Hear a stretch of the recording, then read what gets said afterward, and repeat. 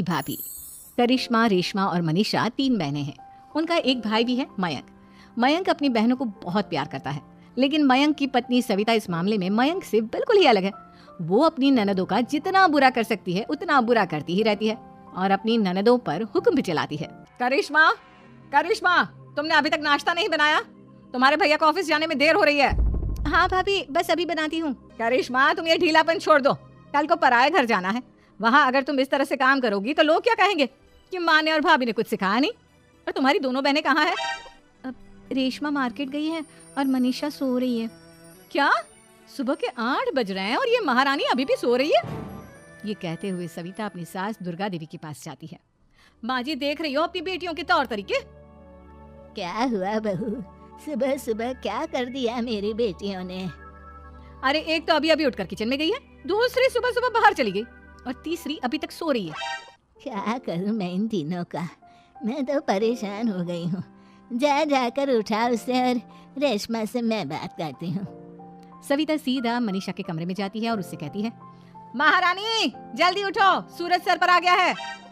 भाभी थोड़ी देर और सोने दो ना, मैं रात को लेट सोई थी। वो क्या ना यूनिट टेस्ट चल रहे हैं। शराफत से उठती है या नहीं, या फिर पानी की भरी बाल्टी डालूं तेरे ऊपर? नहीं भाभी, मुझे बिस्तर में नहीं नहाना, उठती हूँ मैं।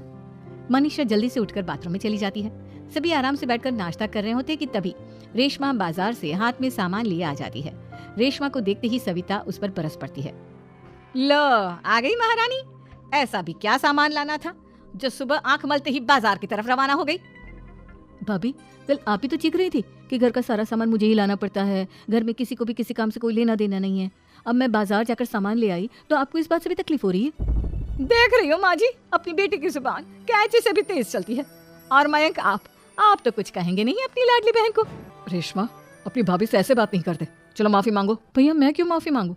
आप भाभी से बोलिए ना कि हम पर कम हुक्म चलाया करे। हम इस घर की बेटियां हैं और आपकी पत्नी की ननद है, नौकरानी नहीं। लो कर लो बात। इनकी भलाई के लिए कुछ भी बोलो तो इन्हें बुरा लग जाता है। इस घर में यही इज्जत है मेरी। देख लो माँ जी, आपकी बेटी किस लहजे में मुझसे बात कर रही है। सविता वहाँ से चली जाती है। मयंक को बहुत गुस्सा आता है, वो भी वहाँ से चला जाता है। फिर करिश्मा रेशमा को समझाती है, रेशमा, तुम्हें भाभी से माफी मांग लेनी चाहिए थी ना। लेकिन दीदी, मैंने कुछ किया ही नहीं, तो मैं माफी क्यों मांगू? हाँ क्या रेशमा दीदी जैसे ही घर में आई भाभी ही उन पर चिल्ला रही थी। हाँ, मैं मानती हूँ कि गलती भाभी की थी। मैं तो इसलिए बोल रही हूँ कि भाभी ने माँ को तो पूरी तरह अपने वश में कर लिया है। वो हमारी बात सुनती ही नहीं। मयंक भैया हमारे लिए हमेशा खड़े रहते हैं, इसलिए उनकी बात का मान तो तुम्हें रखना चाहिए था ना। कोई फायदा नहीं दीदी, कुछ दिनों की बात और है, भाभी उन्हें भी हमारे खिलाफ भड़का देंगी। फिर वो भी माँ की तरह हमारी किसी बात का विश्वास नहीं करेंगे।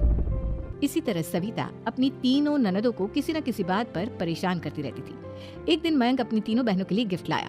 करिश्मा, ये तुम्हारे लिए हार का सेट। रेशमा, तुम्हारे लिए सुंदर सी ड्रेस। और मनीषा, तुम्हें किताबें पसंद है ना, तुम्हारे लिए किताबें लाया हूँ। थैंक यू भैया।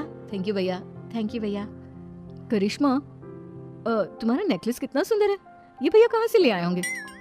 मैंने भैया को 3 दिन पहले फोन पर ये डिजाइन दिखाया था और आज भैया ये ले आए। सविता तो अपनी ननदों के गिफ्ट्स देखकर जल गई और करिश्मा का नेकलेस तो उसे भी बहुत पसंद आया था।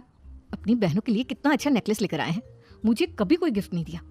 मैं आज ही ये हार चुरा लूंगी। रात में सविता करिश्मा का हार चुरा लेती है और इसी तरह उसे अपनी ननदों की जो भी चीज अच्छी लगती वो उसे मांगती नहीं, बल्कि रात के अंधेरे में चुरा लेती।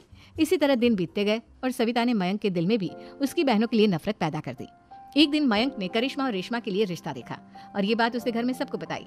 माँ, करिश्मा और रेशमा के लिए बहुत अच्छा रिश्ता आया है, वो लोग कल इन्हें देखने आ रहे हैं। आप और सविता मिलकर सारी तैयारी कर लेना। ये सुनकर करिश्मा और रेशमा खुश हो जाती हैं, लेकिन सविता सोचती है, अगर इन दोनों बहनों की शादी हो गई तो घर और बाहर का काम कौन करेगा? मनीषा तो 1 नंबर की कामचोर है, उससे तो किसी बात की उम्मीद लगाना ही बेकार है। मुझे इस शादी को रोकना होगा। अगले दिन सभी लड़के वालों के स्वागत की तैयारी करने में लगे होते हैं। तभी मयंक अपनी बहनों से आकर कहता है, तैयार हो गई तुम दोनों? देखो, दोनों लड़के बहुत अच्छे हैं, मैं कोई कसर नहीं छोड़ना चाहता, इसलिए तुम उनके सामने अच्छे से बिहेव करना और अपनी भाभी से लड़ने मत लग जाना। करिश्मा, तुम वो नेकलेस पहन लो ना जो मैं तुम्हारे लिए लाया था। भैया, मैं बहुत देर से वो नेकलेस ढूंढ रही हूँ, लेकिन मुझे मिल ही नहीं रहा। क्या? तुमने नेकलेस खो दिया? तुम्हें पता भी है वो कितना महंगा था? तुम कोई काम ढंग से नहीं कर सकती। मयंक गुस्से में वहां से चला जाता है। थोड़ी देर बाद लड़के वाले भी आ जाते हैं। वो दोनों बहनों को पसंद कर लेते हैं और रिश्ता पक्का हो जाता है। लेकिन सविता के दिमाग में तो कुछ और ही खिचड़ी पक रही थी। वो पंडित जी के पास करिश्मा की कुंडली लेकर जाती है और उन्हें पैसे देकर करिश्मा की कुंडली बदलवा देती है। जब लड़के वालों के पास करिश्मा की कुंडली जाती है तो वो दुर्गा को फोन करते हैं। बहन जी, हमने करिश्मा की कुंडली अपने पंडित जी को दिखाई थी। आपकी बेटी की कुंडली नहीं बल्कि दोषों का पिटारा है। देखिए, मैं और मेरे पति इन सब बातों में बहुत विश्वास करते हैं, इसलिए हम आपकी बेटी से अपने बेटे की शादी नहीं करा सकते। इस तरह करिश्मा का रिश्ता टूट जाता है और सभी घर वालों को बहुत दुख होता है।